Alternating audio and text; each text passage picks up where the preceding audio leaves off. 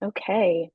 All right. Hello, everybody. Good morning, good afternoon, good evening, wherever you're joining us from today. My name is Haley Campbell, and I am a project director at the Global Consortium on Climate Health Education based at Columbia University. And it's my pleasure to welcome you today to our March Member Learning Collaborative webinar. So just before we get started, I do want to let you all know that there is live interpretation available in English and Spanish, and you can access whichever language you'd prefer to listen to the session in the bottom toolbar. There's a icon that looks like a globe, and you can select whether you want to listen in English or Spanish today. So I just want to say that right off the bat. Um, yeah.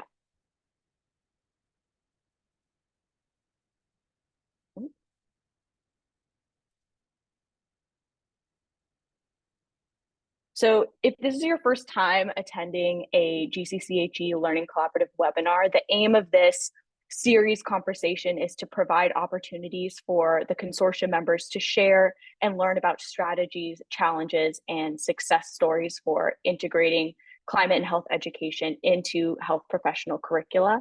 And today's session will have a specific focus on climate change and public health curriculum. So just a bit of an agenda before we get started. First, we will hear from the University of Pennsylvania, followed by the Colby Sawyer College. And we'll end today's session with a brief question and answer. So please be sure to write your questions in the chat throughout the presentations, and we will try and get as many answered at the end of the session. So we have two really exciting presenters today who will be sharing their climate and health curriculum initiatives at their institution. So first we'll hear from Dr. Janice Barnes. Dr. Barnes is a founder of Climate Adaptation Partners. It's a New York City-based WBE focusing on planning, advocacy, and partnership building for climate adaptation. And she works at the intersection of climate change and public health. She links environmental, social, and economic indicators to advance resilience principles and connect knowledge across communities. So welcome, Dr. Barnes. And then following Dr. Barnes, we'll be hearing from Dr. Alexis Speck Glennon, who is an assistant professor at Colby Sawyer College and has a clinical practice specializing in treating trauma, specifically helping people with eco-grief and increasing digital literacy skills. Her research area is digital literacy skills for social workers and the social workers' professional role in tech justice and climate justice. So thank you both so much for being here today and sharing your expertise with our consortium audience. And Dr. Barnes, I will give you the floor. Thank you so much. It is a treat to be a part of this network, and I know I'll learn as much as I'm able to share. Can you see the screen okay? You can put it in show mode? Yep, looks perfect. Okay. Again, thank you for the opportunity to be a part of this network. I so much appreciate everything that the network offers folks like me who are working at this interesting interchange. The thing that I'd like to talk about today, I'll just turn on my timer to make sure that I stay on time here, is a course that we've developed at the University of Pennsylvania. It's referenced as PHCCC, as if that was easy to do. Public Health, Climate, Cities and the Climate Crisis. This is a course, I just want to talk a little bit about the course and the way that we set it up, how it came about, the partners who worked together on this, and then some of the learning objectives, as well as how it's evolved and the kinds of lessons that we've learned from that.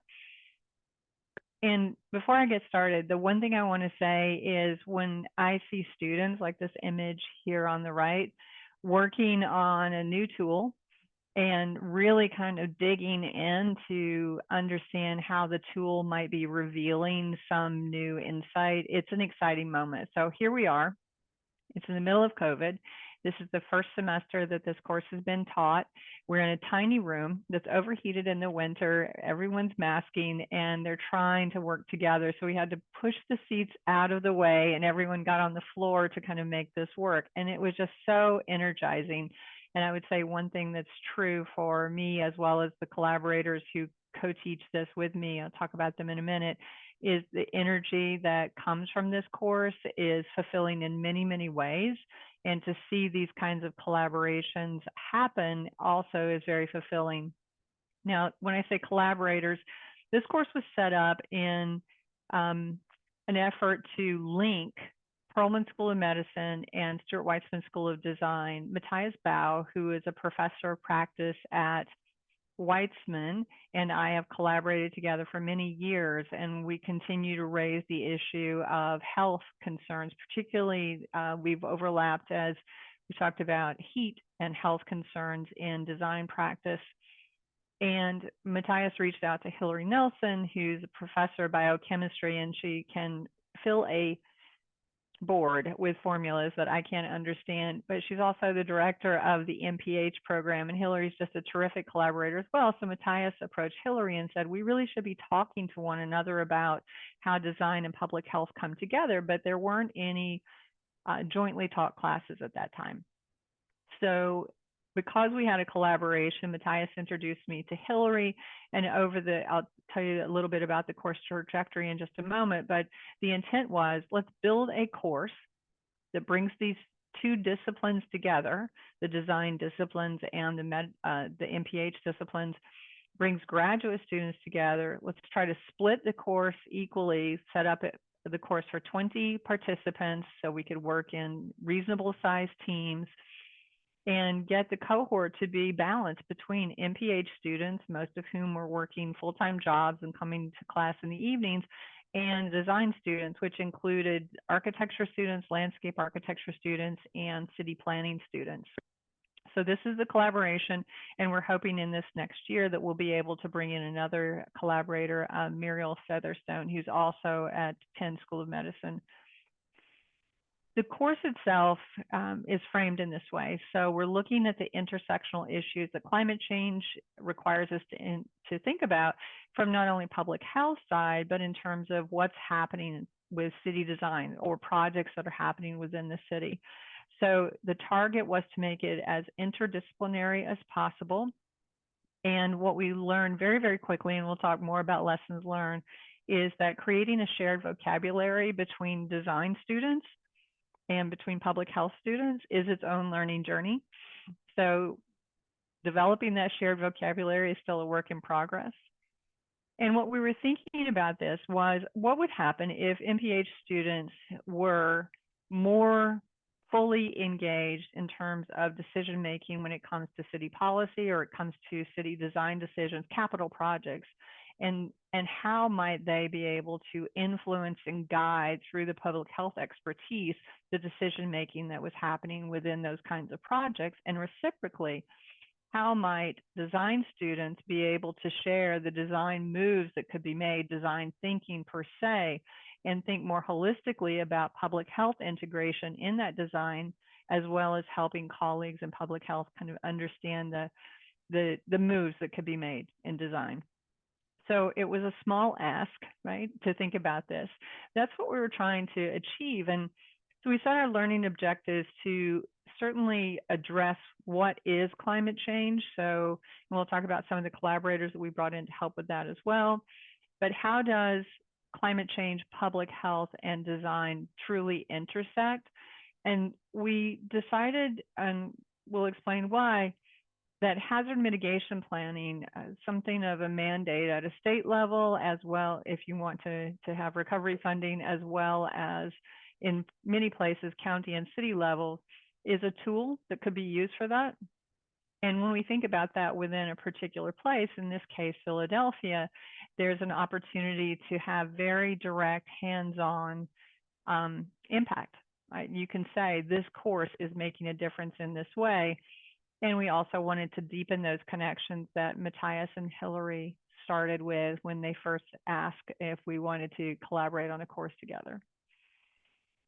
The evolution of this class was an interesting one. In the winter of 2021, when this conversation began, we had some preliminary conversations to generate the idea, but then Hillary had identified an innovation grant opportunity within the university and authored a proposal to secure funding that would allow us the time, the capacity to work collectively toward developing the course. When we did that, we then began the innovation grant itself. So that kind of idea in the winter 2021, the innovation grant in the spring and summer of 2021 allowed us to get the course ready. And of course, when you're developing a course in the spring, summer, you're not going to be teaching it in the fall. So we were basically a year out between the idea and the opportunity for the course to actually be offered. So we taught it for the first time in the spring of 22. That was the image you saw at the beginning. We taught it again in the spring of 2023. For a number of reasons, we did not teach it this term, and our goal is to come back around in the spring of 2025. And the iteration piece of this is every one of these places, from the moment that we started with the innovation grant and how we might frame this course and what else was happening within the university, as well as what's happened within each one of the times that we've taught the course, has changed the course. We're continuing to improve it. And I'm sure that's something that all of you do as well. It's interesting in reflection to think about how it's changed and why it's changed. So those are part of the lessons learned that we'll share in just a moment. When we set the course up, the topics that we wanted to tackle included addressing what is climate change, kind of where is that coming from, and how do you keep an eye on it? So the idea of sustained assessment and building in an awareness that once you get it, you're not done, but you have to keep paying attention, understanding what the National Climate Assessment is, what the IPCC represents, the extent to which regional or city-specific data are available. And we talked about the way that we organize this in terms of the climate issues was to talk about the things that were pertinent to Philadelphia. So looking specifically at extreme heat, there was a trajectory of work underway on extreme heat in the city, understanding urban heat island, working across neighborhoods where urban heat island was particularly problematic. We also wanted to look at flooding, not only from precipitation and the increases in the kind of storm intensities that were being seen there and the kind of chronic flooding that was pertinent in many communities of Philadelphia, but also the coastal storm surge issues and rising groundwater issues. So what we tried to do was downscale, so to speak, the way that we were tackling climate so that the conversations that we were having would allow us to deal with the issues that were pertinent specifically to Philadelphia. The other issue that was central to this was recognizing inequity and trying to help students to see through the different screening tools that are available and through tools like community data walks, how the inequities played out as climate met public health, met a particular place in the city.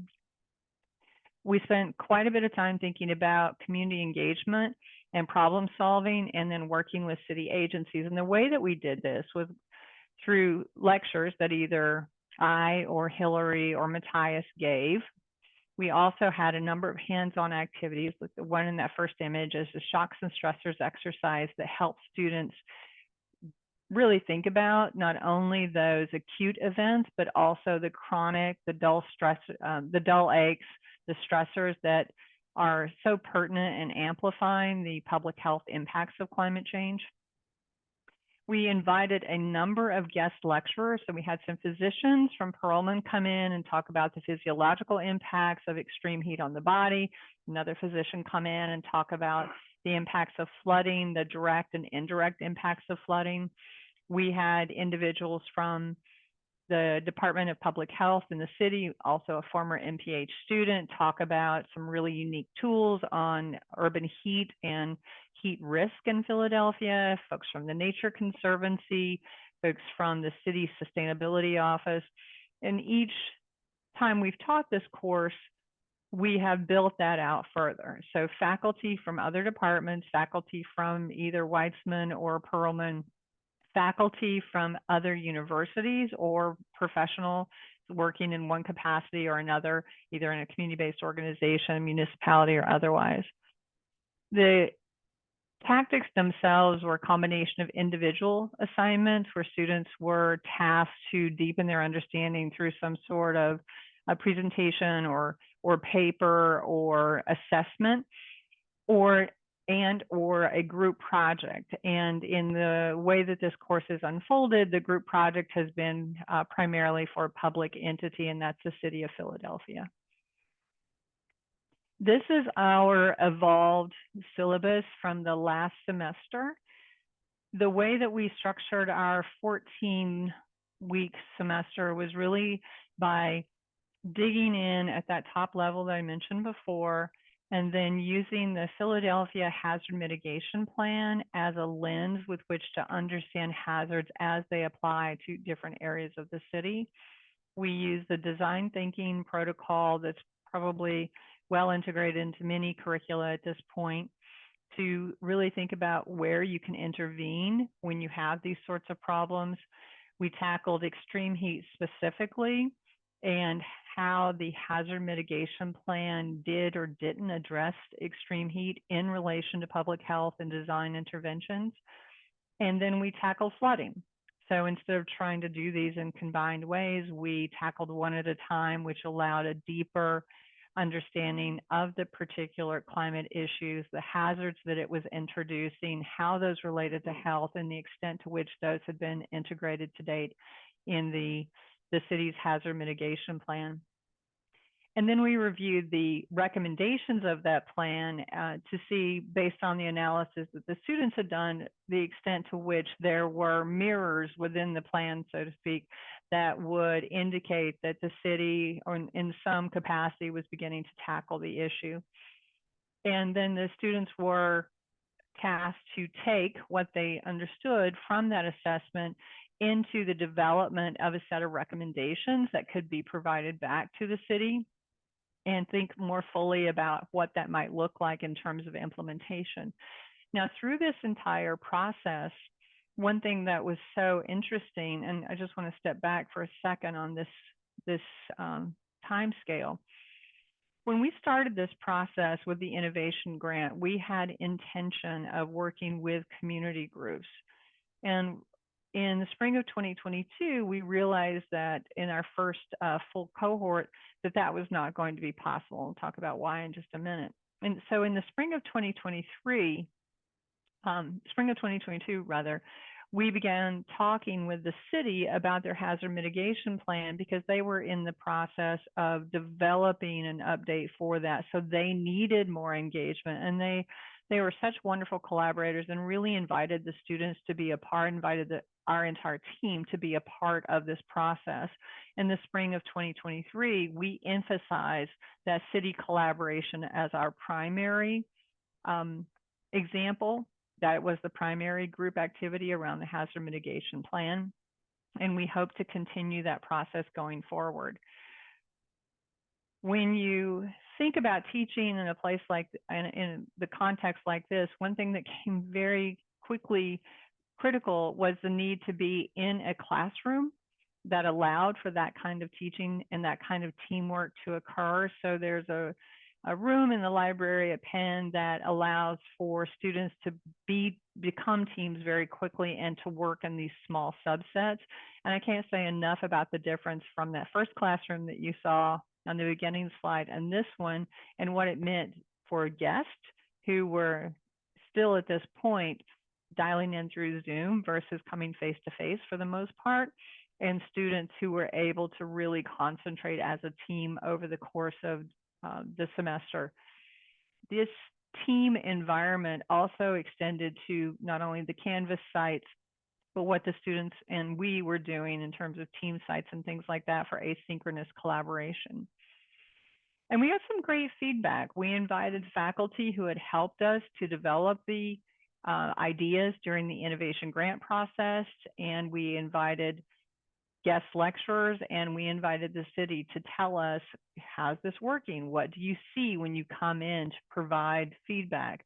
And the way these came about was having faculty from other departments participate in something similar to a design review with the public health and design students, where the students would say, this is what we found, and the faculty would, from these other departments or outside agencies or the city, would be able to say, okay, this is what I'm seeing based on how you're discussing it, and this is how you might be able to improve your project, which was really a beneficial exercise.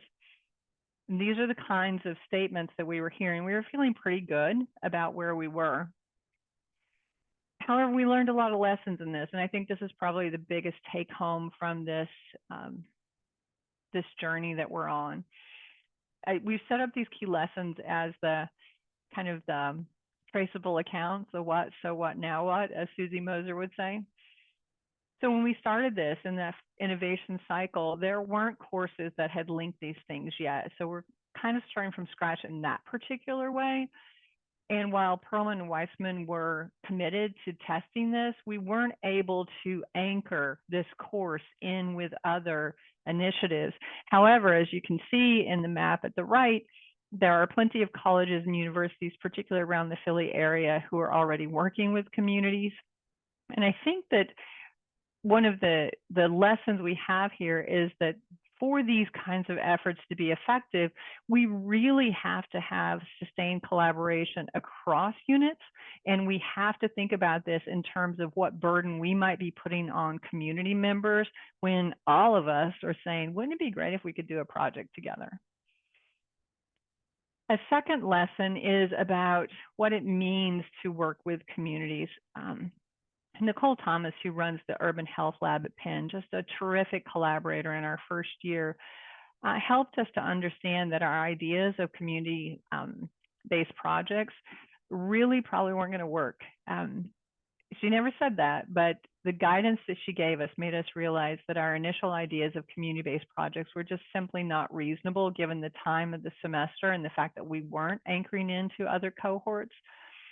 So that's when we pivoted to working with the city and the HAZMAT team, because they had the cycle that would allow this to work fluidly. The third lesson was that while working with the city offered this very practical and hands-on and rich project with outcomes that the city was able to integrate, the students weren't absolutely convinced that this is the best way to do it. They were looking for community projects. So while these outputs actually are being integrated into the city's hazard mitigation work, and the city continues to say how valuable it is and how they'd like to continue to collaborate, we need to do more work on contextualizing what this kind of hazard mitigation effort means within the context of community needs and how this helps communities in a different way. And then the last lesson is really thinking about what it means to try to transition from multidisciplinary to interdisciplinary and someday transdisciplinary. These are learning journeys. They're learning journeys for us as faculty as we navigate between common ways of working. They're journeys for students who have very different lifestyles. Design students tend to work all night and work right to the last minute. MPH students who are working full-time jobs for the most part tend to try to work in different time periods with different lead times. So there are cultural differences that really need to have far more attention. And while we try to improve that each year, I think that we continue to learn that it needs more attention. So as we hope to teach this course in the spring of 2025, we'll take these lessons that we've learned and hopefully continue to deepen those collaborations and make the community application far more clear, and also would really welcome any advice that any of you have about how we might improve. And I'll stop there. Thank you so much.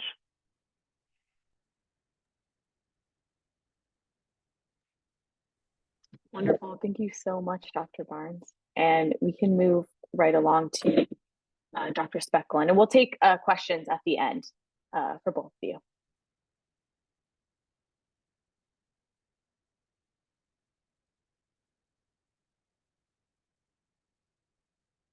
Okay. Hello, everyone. Thank you so much for having me. My name is Dr. Alexis Speck Glennon, and I have a doctorate in social work. So I also really appreciate you inviting the social work perspective into the public health realm. I always think that the collaboration of the two disciplines is so important, and I always find the intersections really exciting and invigorating. So thanks again for having me here today. So today I'm just going to talk about I entitled it Balancing Act. It's really about self-care and action for clinical MSW students navigating strategies for eco-grief and client work. I teach for Colby Sawyer College in an online MSW program. We're a very small school. We're just starting. This is our first year. And so what I'm going to talk about today is definitely more, it's a week kind of assignment within a seminar program that we run. So students all have to be doing an internship. So this is a week of asynchronous material that students are exposed to within that course. We've really thought about how climate change and eco-grief need to be at the forefront of clinical social work, and we'll love to build a whole course at some point. But at this point, because of the size of our program, what we're doing is we're embedding it in small pieces throughout the curriculum. And one of the lessons learned is that students really want more. They haven't really necessarily thought about this in this way.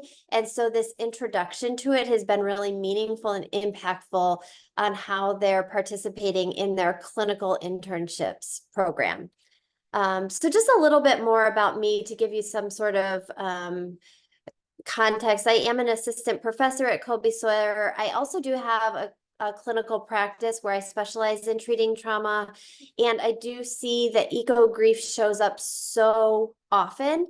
And I've been in clinical practice for the last 15 years, and really over the last 5 years, the amount of eco-grief that I see show up in referrals and then also just show up in session has really increased. And so making sure that that is part of MSW curriculum is really, really important to me, because it is in practice. We're seeing it, and social workers really need to know how to take care of that and hold space for folks. Also, I am part of a lab. I'm one of the founders of the Social Work Futures Lab, and I'll put in a link in the chat for y'all if you want to explore a little bit more what that's about. But why I put that is because I'm really working with folks who are social workers and futurists, and we're really using foresight practice, which is a framework to help people think about what the future scenarios around lots of different topics could be, and helping social workers prepare for that and those multiple possibilities and multiple futures. And climate justice and eco-grief often come up in those conversations, and those are the topics that a lot of us are thinking about and talking about, and also how the role of tech justice really intersects with all of that. And so that has really informed what I bring to students in this week of eco-grief that I present to them. So what I'm going to do next is really just walk you through a really condensed version of how I present the material to the students, because again, this is an introduction for most students. Most students this is their within their first 5 weeks of their internship.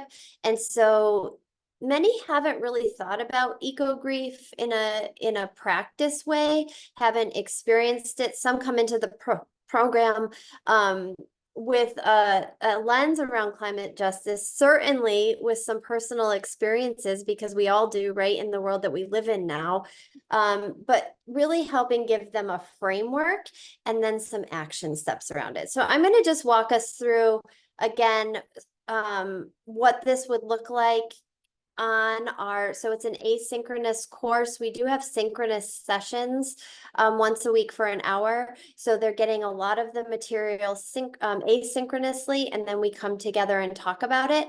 And so this is what the structure looks like for them online, and how I present that material. And then I'll show you the assignment that they receive at the end of that week that they have to complete. So first is I just give them some context around eco-grief and the definition that eco-grief or climate grief really refers to emotional distress and mourning experienced by individuals in a response to the environmental change, loss of biodiversity, climate change, or other ecological crises.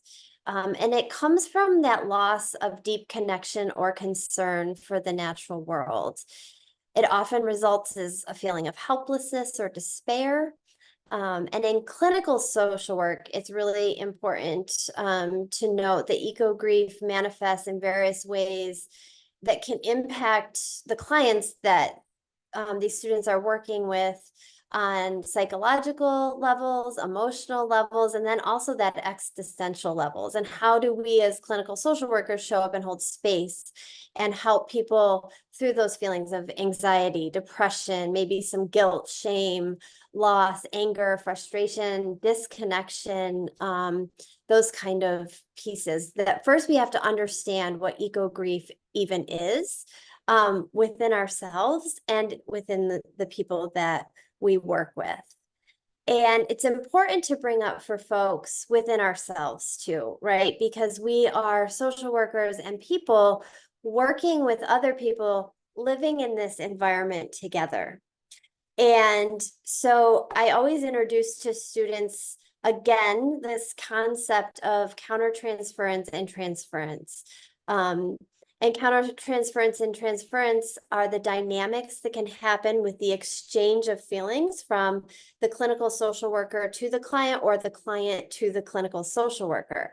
And so unlike when a client comes to a clinical social worker for something that's happening in isolation within their family system, or maybe a genetic mental health disorder that's happening internally, the difference with eco-grief is that we are, as social workers and people, right, are also grappling with this alongside the people that we're working with. And how do we hold space for our clients? How do we hold space for ourselves? And how, most importantly, do we hold space collectively together to get through this and to heal together and hopefully create some change, right? And so it's really important to teach MSW students about this experience, because unlike other things, like I've said, this really arises, especially around eco-grief, or it really arose when we were working with people and still continue to work with people around COVID-19, these collective global impactful situations that we're helping clients through. So really talking with MSW students how to recognize when countertransference and transference is happening, attuning themselves to that, not rejecting it, knowing that that's just human and part of the process. When it's getting in the way, though, when it's interrupting that therapeutic practice, when it can benefit the healing and the connection with someone that we're working with, so that we can manage our own reactions while creating a safe place for clients to explore their eco-grief without judgment or projection, but also knowing that they're not alone, and that we are also possibly going through some of these feelings as well. And then we move into solutions. So what do we do with all of this, right? What do we do with this information and presentation in clinical practice? And so as a clinical social worker, I like to always recognize that there's both micro, so work that the individual social workers have to do, and then there's also things that we can do on the macro level that we can do in a community. So I introduced two kind of solutions or ideas for MSW students to do so that they can engage in eco-grief healing or eco-grief processing in a meaningful way. And so the first is incorporating mindfulness, right? And so what I do often with students in our synchronous session is we start with a meditation or a mindfulness activity. And I specifically for this week on eco-grief, I walk them through an exercise that offers an experience of being really mindful about the natural world around them and being really present and in the moment with nature. Then I also embed within, we use our learning management system, we use Moodle. I will embed different mindfulness, either activities or exercises that they can do on their own throughout the week to really strengthen that skill and that mindful breathing and nature-based meditation so they can explore their own emotional responses to environmental issues, enhance their self-regulation skills, help them build compassionate responses to eco-grief while processing and working with this individually and with the clients at their internships that they're interacting with. And then we talk about action and we talk about activism. And this really provides MSW students with a sense of agency and empowerment in addressing environmental issues. And this can help also alleviate some of the hopelessness, the anger, and the feelings of eco-grief and really make it a positive impact locally and maybe nationally and globally too, by participating in these advocacy efforts. And they can really channel their own emotional responses into meaningful actions within maybe the agencies that they're interning at or the communities in which they're living or on the college campus. We've seen students do that too. So really helping them think through how to contribute to tangible changes that activates a sense of community and solidarity amongst people who are experiencing eco-grief and really believe that climate justice matters. And this is where that intersectionality and different disciplines can really come together and add different perspectives and different strengths and talents and things that they can bring to that. And it really, we've seen, gives MSWs really a sense of purpose and hope.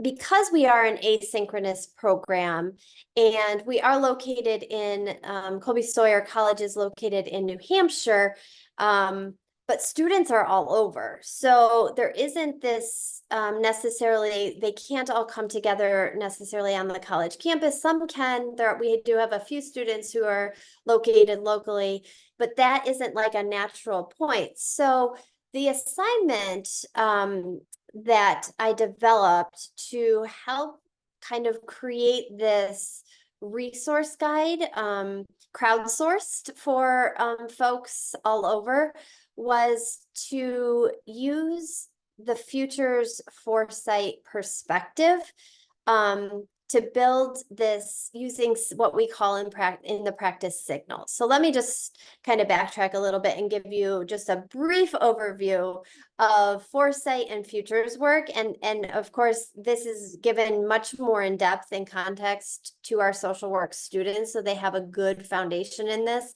But future work really helps to show that there is not one version of the future, but there's multiple possibilities of the future.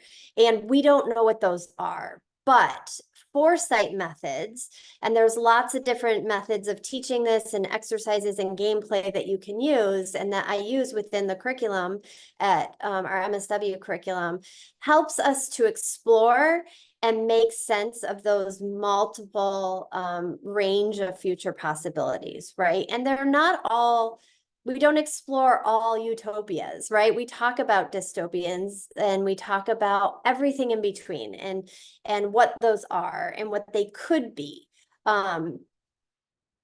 What I ask students to do is, for this assignment, is to gather signals. And so what signals are there examples of the future in the present day that can be used to track emerging issues and prepare for possible innovations and disruptions. So I'm going to show you some examples of what signals are. But first, I just want to show you, I'm going to stop this screen share and I'm just going to show you the assignment that I give the students, and then I'm going to show you what they come up with for signals. So let me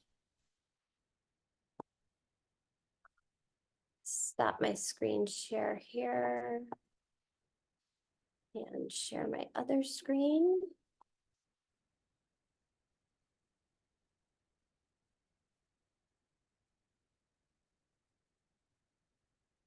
So this is the assignment that I give students for this week. And the assignment is really asking them to delve into the future foresight signals experience, focusing on climate justice within the context of social work practice. And so I give another summary of what the foresight signals are. Again, in the Moodle and the learning management system, there's lots of reading materials that talk about foresight and signals, and that they do to build up their contextual knowledge of that framework. And then, so I asked them to first here research, go digging into those readings and resources on the Moodle about future foresight and signals, and then exploring how these signals can inform a proactive interventions and policy advocacy efforts aimed at addressing social justice issues. And then here comes the fun part. Here's where students go out and start collecting those signals. So using various resources such as news articles, research papers, reports, social media platforms, expert opinions, anywhere. They can look anywhere to gather these signals that highlight key developments, trends, or events related to social or to climate justice. And really asking them to look at the trends that, or actions or experiences that relate to the intersectionality of social work, environmental justice, and climate change. And then I asked them to post in a Padlet, which is almost like a platform that is used where you can create a vision board together. And that's where I'm gonna show you the examples that students have come up with. And then I asked them to write an analysis and reflect on the signals that they've collected and how they can inform their ethical decision-making, their client interventions, their community engagement strategies, advocacy initiatives aimed at promoting climate justice and resilience. So that's how the assignment is laid out for students. And then this is what they have come up with. I reposted all of these just to maintain anonymity for the students because I didn't ask them if I could share their names on here. So I just took what they posted and reposted it and made it. So you'll see that I've posted all of these, but these were actually from students. And so the Padlet board here is just entitled Exploring Future Foresight Signals for Climate Justice and Social Work. And you'll see there's like different things that they found. This one I think is like from Instagram, and it's about a teach-in, an Earth Day teach-in. This is from the Pew Research Center, and it's talking about how the majority of Americans say climate change is affecting their local communities. This is about mental health and climate change. This is organization in Los Angeles that is addressing climate change and using AI to help them with that. So you'll see on here, there's a book club that people are reading about climate change and climate justice. And so you could, social workers could join this if they wanted to engage more in that conversation. And so there's tons of different things that people found and put up on this board. And we just leave this up. And so people, as they're thinking about this or finding different resources or ways to engage in this work, they can put this up here and people always have access to this. And so it's a continued crowdsourced resource for everyone in the course to share information. And so I've only run this week once within our seminar course, but the feedback from students was that it really opened their eyes to how climate justice applies to social work, especially clinical social work, and how both it impacts the micro and macro lens of social work practice. I think that what we're seeing is that students want more, like this is really condensed, right? This could totally be its own course. We would love for it to be its own course. Someday we'll see if the program grows where we could have an elective with enough students to enroll in it. For that, that's definitely a goal of ours.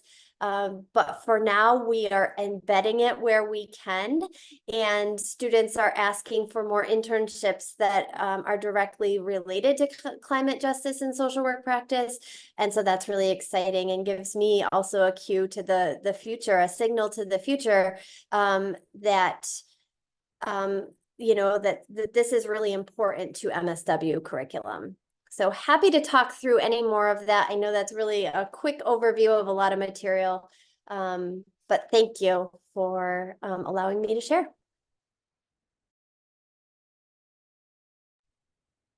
Thank you so much, Dr. Speck, Glennon. I have to admit, I come from a background of public health, so I'm not super well versed in social work in the context of climate change. So I have lots of questions for you and for Dr. Barnes as well. If you could, yeah, perfect. If you could all turn our cameras on. And to the participants, if you have any sort of lingering questions, please write them in the chat and we'll try to get them answered. But I guess first for Dr. Speck Glennon, and maybe this is coming, like I said, I have a public health background, but I'm just curious, very broadly, how you sort of envision the role of social work students and maybe current practicing social work professionals kind of evolving in tandem with the climate crisis. And also, this is probably kind of a two-pronged question, how you kind of see educators, how do you think educators could be better prepared at the same time? Yeah.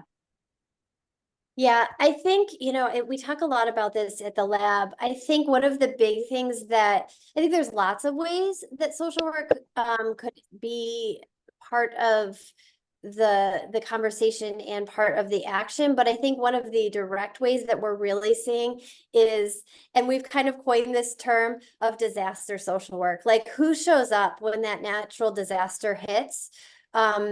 Our social workers, and agencies are really not well prepared for a disaster response often. And so another assignment that I didn't share today that we're having students do in their practicums is really looking, how does your agency, how well prepared do you think your agency is for when that natural disaster, whatever it is, hits?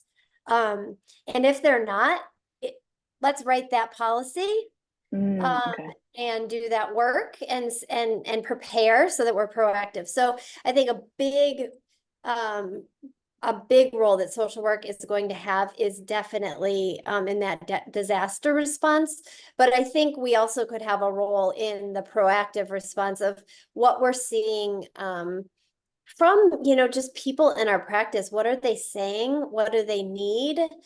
They give a lot of information that I think is then really, like, I was thinking about what Dr. Barnes was talking about in terms of city planning and being like a voice for, you know, a conduit for those people to say, hey, this project needs these voices. I think, you know, that collaboration with other folks is always really critical for social workers to be at the table.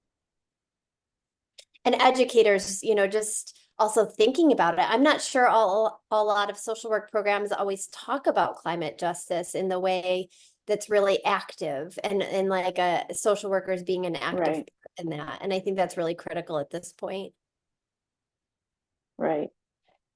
I think it's interesting that you talk about even social workers just thinking about it. I remember I had a professor one time that said sort of climate change is like the 2-ton T-Rex in the room. Mhm. And social workers, like you said, are often like the boots on the ground. So it is really, I think, important to go back to the institutional level. Like, are they prepared to kind of Right. confront that looming threat? Yeah, wow, thank you. Um, Dr. Barnes, I have a question for you. And this is actually from Daniele, who is our senior project director from the GCCHE. But she asks, I'm really interested in this idea of bringing city challenges into the classroom. We had a nursing course do something similar recently, and it seemed to really connect the university with the local community and give students a taste of a real world experience. Could you share more about what you see as pros and cons from this approach and your experience?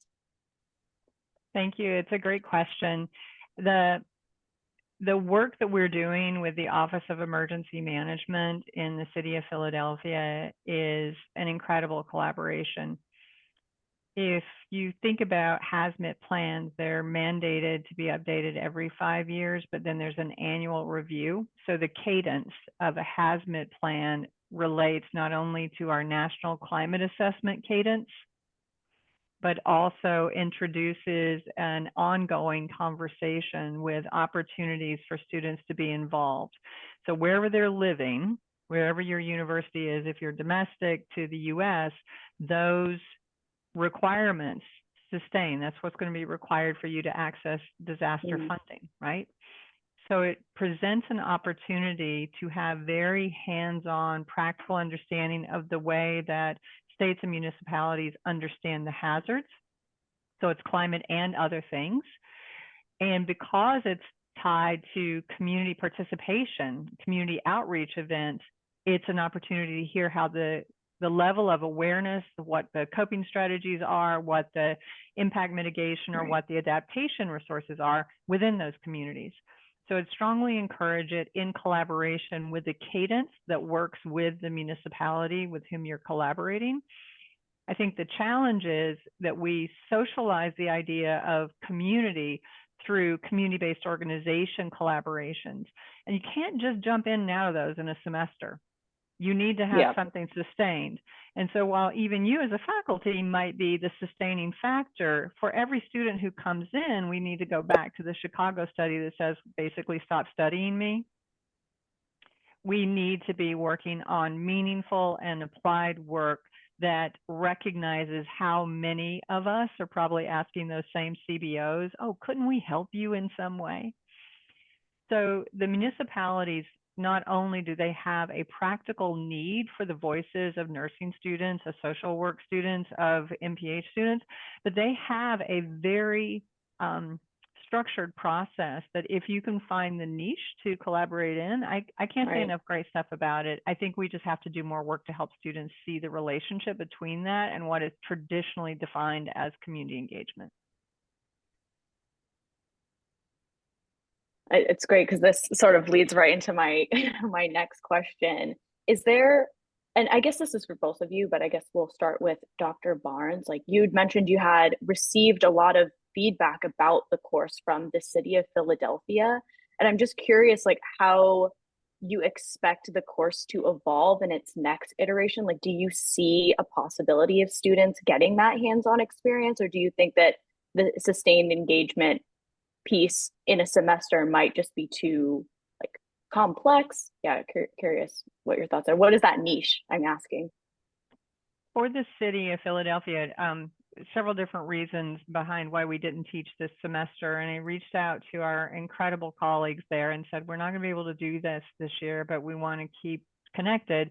And the response was so helpful, so reinforcing, please do. We're ready when you're ready. Right. So I would just encourage that's, in my preference would be to stay practical like that. Funding will fall to cities for interventions more than otherwise.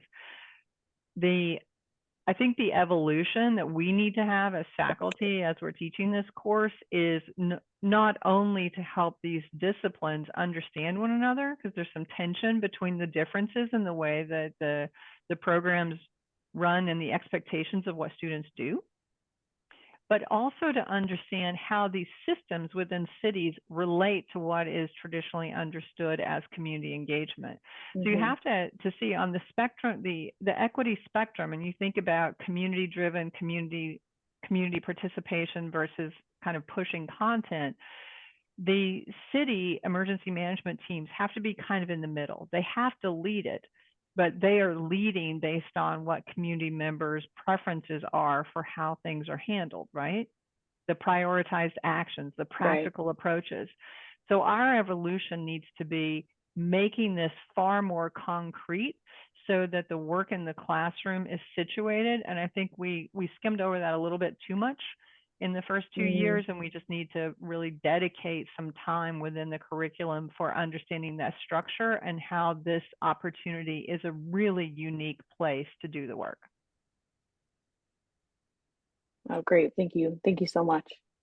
And moving on to Dr. Speck Glennon, I'm curious what plans you have in the future for this kind of asynchronous module. I mean, just in this short 20 minutes, I think all of the concepts that you kind of covered from like the transference and eco-grief, I definitely could be an entire course as opposed to a 1 week, session. So yeah, I'm curious about that. And then also, do you have plans in the future to have this be an in-person like course? Yeah, just curious. Yeah, so I think I'll just answer the in-person course piece quickly. The answer at this point is no, because we are a completely online program, and there is no in-person component. The components of like the counter transference and transference, we talk about that throughout the curriculum for a lot of different concepts, but why I think for this specific, it's very to talk about it specific to eco-grief is just really important because it comes up so much because we're all going through it on some level, right? So it's going to come up more so than maybe did someone in your family have anxiety, and is that coming up for you when you're talking about, that's very individualized. I think this is a more collective concept for social workers to incorporate and think about. But I think for the future, I think definitely it was so condensed that I think it was fast and furious. And I think the students really appreciated the introduction to it. But at the very least, I think it needs to be over the course of a few weeks instead of just 1 week. Of course, we would love to make this a whole course, and that is definite goal for the future. But as we're building the course, as we're building the program just right now, there's just no space for that course. But the hope is definitely to have a full course. But for the time being, next time I teach this course, it will not be just 1 week. It will definitely be over the course of a few weeks. Great. That's great to hear. Oh,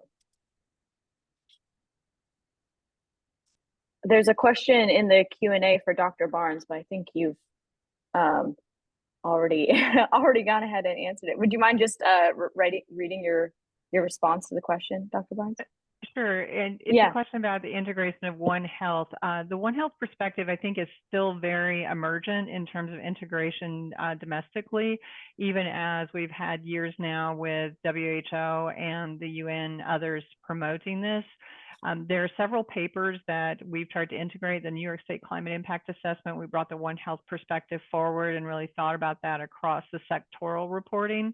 I can put a link to that in the chat, or maybe you can, Haley. And then the UCCRN, the Urban Climate Change Research Network, ARC 3.3, we have a chapter on public health where we focused on climate change cities and COVID-19 and thinking about the One Health perspective there. There's more to do at Penn, and my colleague Hillary Nelson's in a collaboration on that as well. Great, thank you. Yeah, I feel like human health and One Health or animal health seem to just operate in their own silos, but sort of as your course is a testament to, the interdisciplinary collaboration is absolutely key here. I think, well, we might have time for one more question. I have a question for Dr. Speck Glennon from Patricia. She asks, do you use any future signaling filtering of issues on eco-grief within an intersectional lens to capture the impacts of race and gender?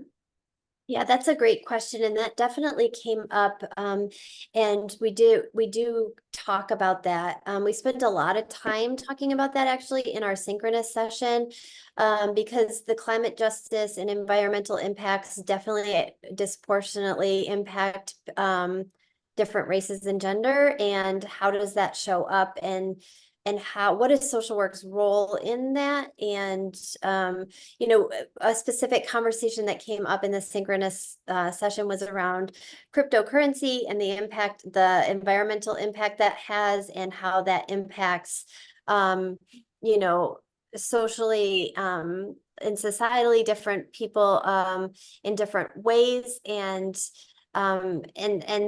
social work's commitment to social justice is equally connected to climate justice. It's so interwoven and interconnected, and so a lot of the signals that folks were finding and bringing to class were intersectionally connected in that way, and so it sparked a great synchronous conversation with students around that.